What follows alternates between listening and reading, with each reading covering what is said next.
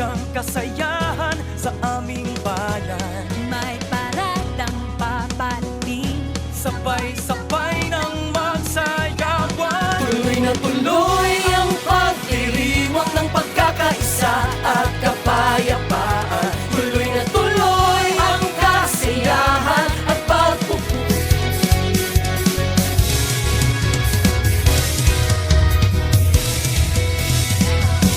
Tuloy na tuloy.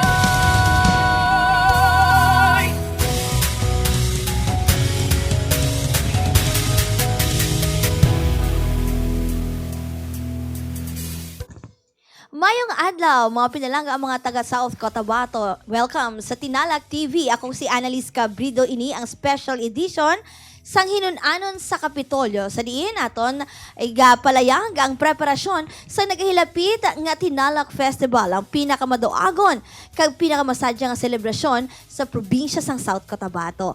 Sama-sama natin tuklasin ang mga pasabog ng Tinalak Festival 2025. With us today, diri sa studio, si Ma'am Jovi. Tama ba ako? Si Ma'am Jovi Campaan sang Office of the Provincial Environment and Management Officer o PEMO, no? Kaya palayag ni Ma'am Jovi sa aton ang mga kinahanglan naton himuon para hindi magdamo ang basura sa week-long celebration sang Tinalak Festival. No? Tani, hindi kita mag-share or mangin kabahin wala sang mga rason kung nga mag-init ang kalibutan, no? Tungod sa mga basura nga aton ma-accumulate during the Tinalak Festival. Actually, medyo nagdamo pagid ang mga stall owners kag barantayan sang OPEMO this time, no? Ano ang mga dapat himuon, Ma'am Jovi? Pila ka bilog ang street sweepers ba? Street pickers, basura pickers nga gina-imbitar, no, sang OPEMO this time. So mga tuig, Ma'am Jovi? Una sa tanan, mayong hapon, ma'am, kag sa tanan man nga audience nga gapamati po. sa aton. Ginakulbaan ikaw, Ma'am? Hindi ka makulbaan. Dugay-dugay, hindi mo lang namabalan, tapos na kita, chika. Okay. Ang Office of the Provincial Environment and Natural and Resources Officer or OPENRO is amo ang responsible for the task force kalinisan sa aton nga Tinalak Festival. So, may ara kami sang i-hire nga 10 ka-enforcers and then 50 na sweepers or pickers naton. Okay. And then, mag-start sila sa July 5 hanggang July 19 po.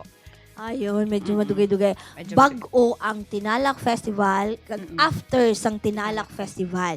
Apo. 15 ka mga 50. 50. 50, no? Plus, meron pong augmentation from the, From the city, city. of Coronadal po. Yes, oo. Mm.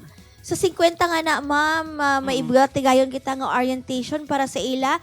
May mga bag-o bala or dati na sila nga mga nangin kaupo naton last year?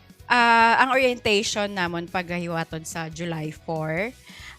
Ang iban mga karaan na. So, may iban nga mga bag-uman. Sa kadamuon, nag-increase ba kita sang number of sweepers and pickers naton? Wala, same pa rin. Same pa rin. So, in Apo. other words, sa aton nga task force kalinisan, anong mabulig sang publiko sinadara? No? Anong himuon nato namon nga mga tumalanaw? No? Maski may 50 kita, do hindi man kasarang sila ako maghatag kita sang sakit sang ulo sa aton nga mga sweepers, Ma'am Jovi. Opo. Kita nga mga communities na nga mga naa sa komunidad, maging responsible lang kita sa aton nga mga basura. So hindi naton bisan diin lang ihaboy. So ang mga aton nga mga vendors, may mga basurahan sila nga ginapangbutang sa kanya-kanya nilang stall. So dito naton ipangbutang aton basura kay also man nga pwede man kami ang amon mga enforcers pwede man magdakop kag syempre may ara man mga penalidad. So ang amon nga basihan is the ordinance ng City of Coronadal, which is the ordinance number 5 series of 2016-1998, comprehensive SWM Code of Coronadal City, and also ordinance number 2 series of 2017 comprehensive anti-smoking. And also ang vaping po, bawal din po Bawal ang vaping and smoking. smoking no? during the festive po. Mm. So first offense is 1,000. Second Sakit offense, sa bulsa, sakit. Opo. Pang Second, barbecue patani na. Oo. Oh, okay. second offense po is 2,000 pesos. And third offense po, 3,000 pesos po. Okay, hindi na kita dapat mag-abot sa punto nga mga mabayad kita sang multa kay pwede man naton nga ibutang ang basura naton sa aton nga bulsa or mangita sang garbage bin. Okay. Speaking of mga stall owners, ma'am, ano oras ila pick up time sa ilang nga mga basura? Kay mga wala man kami naka-receive sang mga reklamo dati pero may nakita abi kami nga daw na late ang pagkuha na ano sa mga ido ang basura. Actually, ang pick-up hours ng aton mga basura sa mga stall owners is from 6 a.m. to 6:30 a.m. Included na siya ang aton mga damog. Siguro tong mga time nga may nagka-trouble man ang salakyan, nga amo to siya medyo nadugay siya nakuha. So in other words, pag sira nila sang ilang nga stall by alas 12 yata ang ano nila, tipo na dayon sa mga basura, no? Opo. Kag ibutang diin ang areas nga pwede nila ibutang ang ilang nga mga basura. Ibutang nila sa atubangan lang sang ila stall and see to it siya nga safe siya. Kung pwede may ara sang burtangan nga daw box siya nga hindi siya pwede mataban sa mga ido or kung wala gid siya butangan, kailangan 6 o'clock pag-agi sa truck saka ipagawas. Ay, ang iba na bidara stay man sa ilang nga stall, no? Nag-stay siya. Okay. Diin nakapwesto ang aton nga mga street sweepers, diin ang mga pickers ta, kag ang aton nga mga enforcers. May ara kita naka-assign from Protect to DBP and then DBP to hasta dito sa may alunan. Hasta dito sa punta, sa pinakalas-las sa alunan. I think hasta LBC, may ara kita dito. And then may ara man kita naka-assign sa Rizal Park. Kasali ang aton mga rides po. Ayun, kay dito damo man pagkalanan gali, no? Apo. Damo kalanan. Okay, ari ang sadya nga pamangkot. May uniform ni sila, ma'am. Kaya nga, basta wala. Hindi Ini mga ma-identify. tao. O para, hindi ma-identify. Oo. Para ma-identify Actually, or ano ba? Before, ano na muna siya, kaya lang daw, 'di ba, daw nakulang siya sa budget, ma'am. Wala siya gi-allow ang uniform. Ang enforcers namon merong vest, naka-blue sila. Ito mga taong ito ang ating iwasan. Oo. Naka-blue na vest sila, ma'am. Naka-blue Yun, na so, vest. so mga enforcers yan sila. Tapos ang mga sweepers and pickers natin, naka-ID lang sila na sweepers, naka-ID. pickers. Oo. Para ma-identify lang sila. Ano lang na respeto lang na sang paghaboy mo sang basura. Kung ano malang mangita sang basurahan gid, no? Kaya ging pasiguro gid ba naton sang Penro ang tanan nga mga stall owners may basurahan gid sila. Yes po. During the orientation, nagapanghatag naman kami sining amon na guidelines. Na supposed to be ang guidelines nila, dapat may ara sila sang 3 ka para basurahan. Naka-label gid siya from nabubulok, di nabubulok, tapos ang recyclables like PET bottles, naka-separate. And also, dapat po mag-provide sila sang for barbecue stick, dapat naka-separate ang barbecue stick kay usually dira nagakapilas ang aton nga mga basurero. So also ang damog naton kailangan man sila mag-provide ng beans, tapos dapat sarado siya and before the beans may ara siya sang cellophane siya kay para paghakwat sang aton na mga basurero ano siya tapos kailangan wala sang water kay nagapadugang bugat ang water.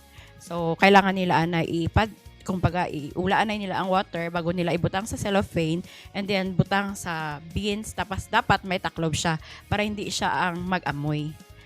So dapat ipagawas nila dapat na pod sa GAB-A or agab tapos safety pod siya nga hindi siya mataban sang mga idota, sang mga kuring kag mga ano pamanda.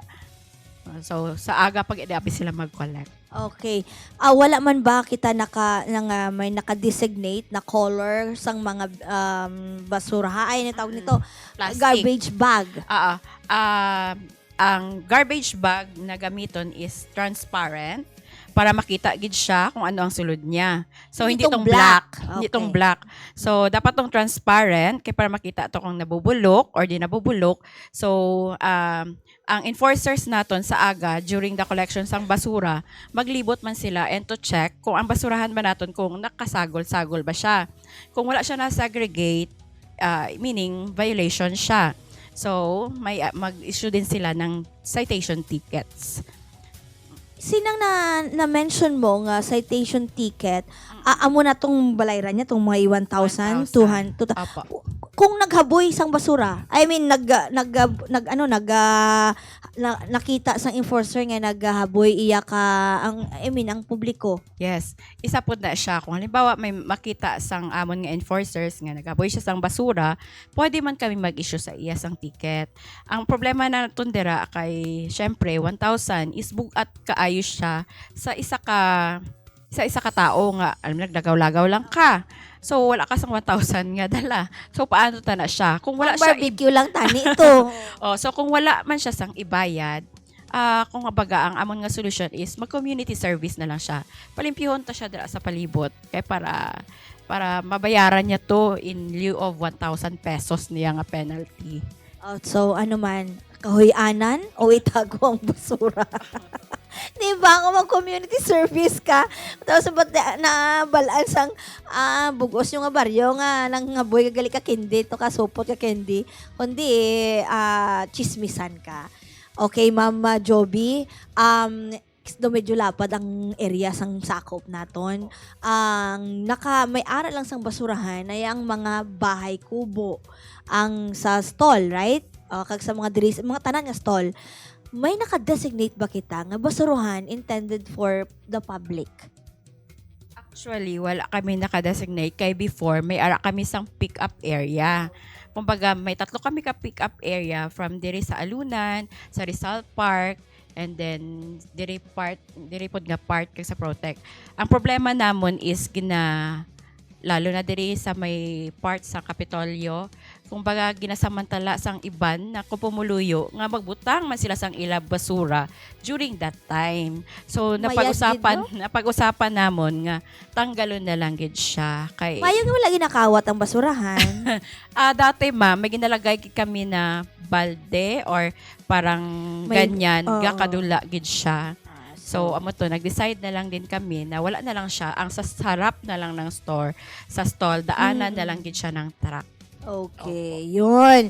So, in other words, disiplina po ang kinahanglan natin during the Tinalak celebration. Mas-start ka mo panakop, kag panglimpyo, ma'am. Sa ano ganito? July 5 po. Ayan. So, alert ha, itong may mga naka-ID, naka-vest na sila ana ang hatag issue ka citation ticket kung ikaw madakpan. Okay? Sige, Mama Jovi, hindi imbitar, pahanumduman, i-remind nato ng publiko nato ano nang dapat nila nga himuon during the Tinalak celebration para man hindi sila madakpan kag makamulta sang ilang ginghaboy mandara nga basura. Ang gusto ko lang palabot sa aton nga mga pumuluyo nga maglagaw man sa aton nga Tinalak Festival, maging responsible lang kita sa aton nga kanya-kanya nga basura. So magbulig man ta para maging matinlo ang aton nga festival kag maging maging alert man ta sa aton nga paligid. Thank you so much kay Ma'am Jovi Kampanan sang Openro. No, kay may kaangtan na naman sa solid waste management nga ginapatigayon during the Tinalak Festival. Kumbaga, hindi lang ta nag-celebrate, nagasadya-sadya. Dapat aware man kita sa mga basura nga aton nga ma-accumulate during the celebration. No, sa liwat ginapahanumdum gid sa Provincial Government of South Cotabato.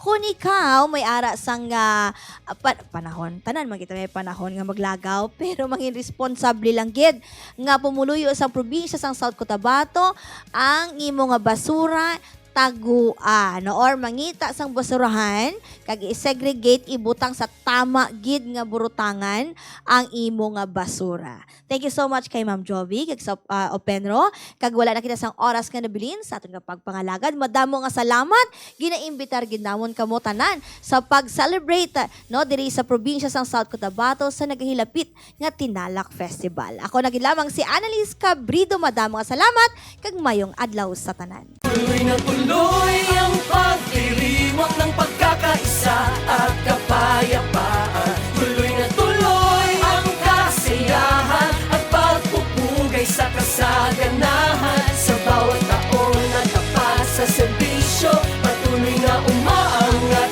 ang South Cotabato. Ligain ang buong mundo, makisaya, magsinadya kita sa Tinalak Festival.